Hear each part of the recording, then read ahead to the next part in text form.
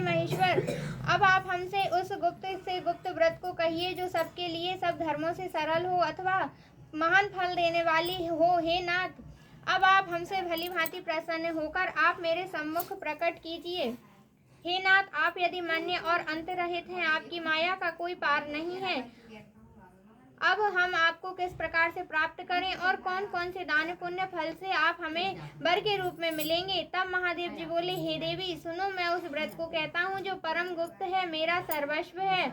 जैसे तारागणों में चंद्रमा, ग्रहों में सूर्य, वर्णों में ब्राह्मण और देवताओं में गंगा, पुराणों में महाभारत, वेदों में साम, इंद्रियों में मन श्रेष्ठ है, वैसे पुराण वेद में इसका वर्णन आया है, जिसके प्रभाव से तुमको मेरा आसन प्राप्त हुआ है। हे प्रिय, यही मैं तुमसे वर्णन करता हूँ। अब सुनो। भादु मास के शुक्ल पक्ष को हस्त नक्षत्र तृतीया तीज के दिन आज इस व्रत का अनुष्ठान करने से सब पापों का नाश हो जाता है। हे देवी सुनो, तुमने पहले हिमालय पर्वत पर इस व्रत को किया था, जो मैं तुम्हें सुनाता हूँ। पार्वती जी बोलती हैं, प्रभु इस व्रत को मैंने किस लिए किया था, वह सुनने की इच्छा है, सो कहिए। शंकर जी बोले, हे आर्यावर्त, मैं हिमांचल नामक के एक पर्वत है, जहाँ अनेक प्रकार की भूमि अनेक प्रकार के वृक्षों से सुशोभित है, जिन पर अनेक प्रकार के पक्षीगण रहते हैं, अनेक प्रकार के मृग आदि जहाँ विचरण करते हैं, जहाँ देवता गंधर्वों सहित किन्नर आदि सिद्धजन रहते हैं। गंधर्व गण प्रसन्नता पूर्वक गान करते हैं। पहाड़ों के शिखर कंचन मणि वैद्य आदि से सुशोभित होकर रहते हैं। वह गिरिराज आकाश को अपना मित्र जानकर अपने शिखर रूपी हाथ से छूता रहता है, जो सदैव बर्फ से ढका हुआ है। गंगा जी की कलकल ध्वनि से शब्दायमान रखते हैं। हे गिरजे, तुमने बाल्यकाल में इसी स्थान पर तप किया था। 12 साल नीचे को मुख रख करके धूम्रपान किया, तब फिर 64 वर्ष तुमने बेल के पत्ते भोजन करके ही तप किया। माघ के महीने में जल में रहकर तथा वैशाख में अग्नि में प्रवेश करके तप किया था। श्रावण के महीने में बाहर खुले में निवास कर अन्न जल त्याग कर तप करती रही। तुम्हारे कष्ट को देख तुम्हारे पिता को चिंता हुई। वे चिंतातुर होकर सोचने लगे कि मैं इस कन्या को किसके साथ वरण करूं। तब इस अवसर पर देव योग से ब्रह्मा जी के पुत्र देवर्षि नारद जी वहां आए। देवर्षि नारद जी तुमको वहां देखा तो तुम्हारे पिता हिमाचल ने देवर्षि को अद्य पदम आसन देकर सम्मान किया एवं बिठाया और कहा, हे मुनिवर, आज आपने यहाँ तक आने का कैसे कष्ट किया। आज मेरे अहोभाग्य है कि आपका सुहागमन यहाँ हुआ है। तब नारद जी बोले, हे गिरिराज, मैं विष्णु का भेजा आया हुआ हूँ। तुम मेरी बात सुनो। अपनी लड़की को उत्तम वरदान करके ब्रह्मा, इंद्र, शिव आदि देवताओं में विष्णु के समान कोई नहीं है। इसलिए तुम मेरे मत से आप अपनी पुत्री का दान विष्णु भगवान को दें। हिमांचल बोले, यदि भक्तान वासुदेव स्वयं ही पुत्री को ग्रहण करना चाहते हैं तो मेरे इसी कार्य के लिए आपका आगमन हुआ है, तो यह मेरे गौरव की बात है। मैं अवश्य उनको ही दूंगा। हिमांचल की यह कथा सुनते ही देवर्षि नारद जी आकाश में अंतर्ध्यान हो गए और शंख, चक्र, गदा, पद्म एवं पीताम्बर धारी विष्णु के पास जा पहुंचे। नारद जी ने हाथ जोड़कर विष्णु से कहा, हे प्रभु, आपका विवाह कार्य निश्चित हो गया है। यहाँ हिमांचल ने प्रसन्नता पूर्वक कहा, हे पुत्री, मैंने तुमको गरुण ध्वज भगवान विष्णु को अर्पण कर दिया है। पिता के वाक्यों को सुनते ही माँ पार्वती अपनी सहेली के घर चली गईं और पृथ्वी पर गिरकर अत्यंत दुखित होकर विलाप करने लगीं। उनको विलाप करते हुए देखकर सखी बोली, हे देवी, तुम किस प्रकार से दुखी पाती हो, मुझे बताओ, मैं अवश्य तुम्हारी इच्छा को पूर्ण करूंगी। तब पार्वती जी बोली, हे सखी, सुन, मेरी जो मन की अभिलाषा है अब मैं सुनाती हूँ। मैं महादेव जी को वरना चाहती थी, इसमें संदेह नहीं। मेरे इस कार्य को पिताजी ने बिगाड़ना चाहा है, इसलिए मैं अपने शरीर का त्याग करूंगी। और पार्वती के इन वचनों को सुनकर सखी ने कहा, हे देवी, जिस वन को पिताजी ने देखा ना हो तुम वहां चली जाओ। तब वे देवी पार्वती जी उस अपनी सखी का यह वचन सुनकर ऐसे वन को चली गईं। पिता हिमाचल तुमको घर पर ढूंढने लगे और सोचा कि मेरी पुत्री को या तो कोई देव, दानव अथवा किन्नर हरण करके ले गया है। मैंने नारद जी को यह वचन दिया था कि मेरी पुत्री को गरुण ध्वज भगवान के साथ वरण करूंगा। हाय, अब यह सब किस तरह पूरा होगा। ऐसा सोचकर बहुत चिंतातुर होकर मूर्छित होकर गिर गईं। तब सब लोग तब सब लोग हाहाकार करते हुए दौड़े आए और मूर्छा नष्ट होने पर गिरिराज से बोले, हमें अपनी मूर्छा का कारण बताओ। हिमांचल बोले, मेरे दुख का कारण यह है कि मेरी रत्न रूपी कन्या का कोई हरण करके ले गया है, या सांप ने डस लिया है, किसी सिंह या व्याघ्र के मार से मार डाला है, न जाने कहाँ चली गई, या उसे कोई राक्षस ने मार डाला है। इस प्रकार कहकर गिरिराज दुखित होकर इस तरह कांपने लगे, और जैसे तीव्र वायु पर जल चलने पर कोई वृक्ष कांपता है। तत्पश्चात हे पार्वती जी, तुमको गिरिराज सखियों सहित घने जंगल में ढूंढने निकले।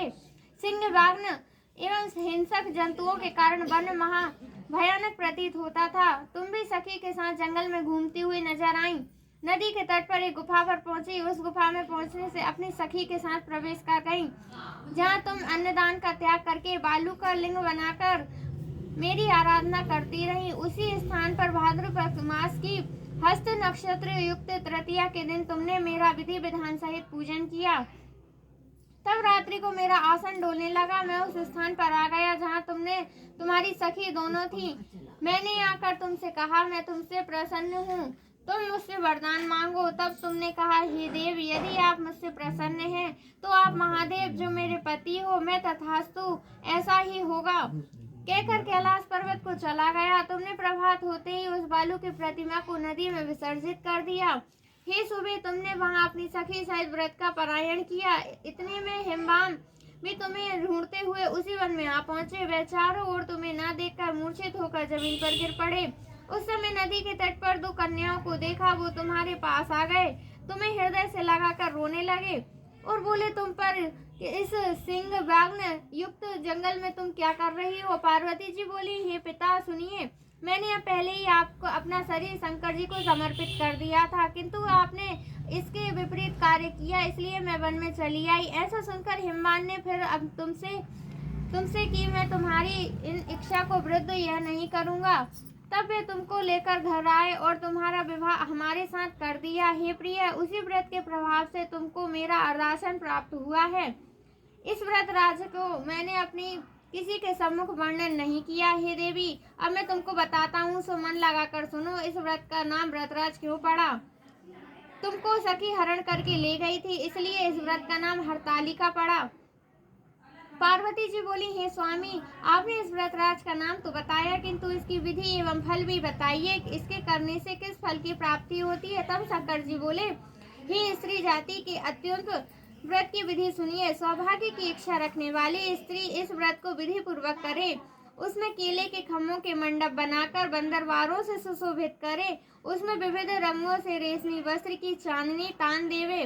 फिर चंदन आदि सुगंधित द्रव्यों से लेपन करके स्त्रियों एकत्र हो शंख भेर की मृदंग बजावे। विधि पूर्वक मंगलाचार्य करके गौरा और शंकर स्वर्ण निमृत प्रतिमा को स्थापित करे। फिर शिवजी व पार्वती जी का गंध धूप दीप अक्षत आदि से सहित पूजन करें। अनेक प्रकार के नैवेद्य मिठाइयों का भोग लगावें और रात को जागरण करें। नारियल, सुपारी, जवारी, नींबू, लौंग, अनार, नारंगी आदि फलों को एकत्रित करके धूप दीप आदि मंत्रों का पूजन करें।